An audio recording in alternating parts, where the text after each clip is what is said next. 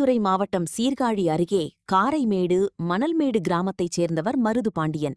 அதே பகுதியைச் சேர்ந்தவர் கார்த்திக். இருவரும் உறவினர்கள். இருவரும் பனை மரத்தில் நுங்கு வெட்டி சூரக்காடு பகுதியில் சாலையோரம் நுங்கு விற்பனை செய்து வந்தனர். இந்நிலையில் நேற்று இரவு மருதுபாண்டி வீட்டிற்கு கார்த்தி வந்துள்ளார். பின்னர் மருதுபாண்டி மற்றும் அவரது மனைவி முத்துலட்சுமி வீட்டிற்குள் உறங்குவதற்கு சென்று விட்டனர். கார்த்தி வாசலில் படுத்திருந்ததாக கூறப்படுகிறது. இதனிடையே நள்ளிரவுக்கு மேல் கார்த்தி தகர்த்தாலான கதவை திறந்து உள்ளே சென்று அங்கு படுத்திருந்த மருதுபாண்டியிடம் 3 நாட்களாக பனங்காய் விற்பனை சம்பந்தமாக பணத்தை ஏன் என்னிடம் கொடுக்கவில்லை என்று சொல்லி தான் மறைத்து வைத்திருந்த ஆயுதத்தால் மருதுபாண்டியர் முகம் உள்ளிட்ட இடங்களில் கடுமையாக தாக்கியுள்ளார். இதில் பலத்த காயமடைந்த மருதுபாண்டி சம்பவ இடத்தில் உயிரிழந்துள்ளார்.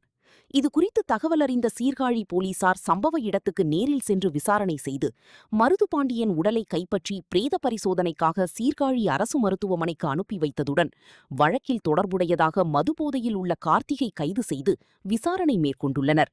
இச்சம்பவம் அப்பகுதியில் பரபரப்பை ஏற்படுத்தியுள்ளது.